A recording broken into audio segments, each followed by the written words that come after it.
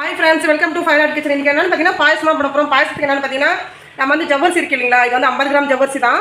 இது வந்து நம்ம வித்துரும் ஒரு 4 டீஸ்பூன் நெய் விட்டு நல்லா ஒரு வறுத்துடுமா, அது உள்ளே இருக்கிற நல்லா பொரிஞ்சு பழப்பழன்னு பொரிஞ்சிடும். பொரிஞ்சதுக்கப்புறம் 3 டம்ளர் தண்ணி வச்சு இந்த மாதிரி வேக வச்சு எடுத்துக்கலாம். இந்த மாதிரி வேக வச்சோம்னா நம்ம சாப்பிடும்போது அதுக்கு ஒரு மாதிரி சவுக்கு இல்லாமல் நல்லா பொரிஞ்சிடும். அதுக்காக தான் இந்த மாதிரி வேக வச்சு எடுத்துக்கலாம். நல்லா நெய்யில் போட்டு நல்லா சாப்பிட்றதுக்கு வாசனையாக இருக்கும்.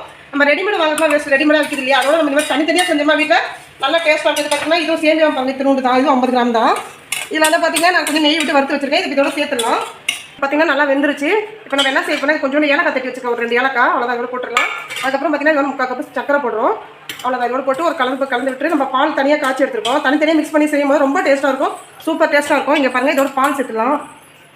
இப்போ பார்த்தீங்கன்னா இந்த பால் விட்டுலாம். பால் விட்டுட்டு இப்போ முந்திரி பருப்பு வறுத்து வச்சுருக்கோம் இல்லையா, இதே இதோட சேர்த்துடலாம். அவ்வளோதான், சூப்பராக இருக்கும் டேஸ்ட்டு. பாருங்கள், நல்லா கலர்ஃபுல்லாக இருப்பாருங்க, சூப்பராக இருக்கும். சாப்பிட்றதுக்கு சரியான நல்ல டேஸ்ட்டாக இருக்கும். இந்த மாதிரி டேஸ்ட்டு பாயசம் சாப்பிட்ருக்க முடியாது, அந்த டேஸ்ட்டில் இருக்கும். ஓகே.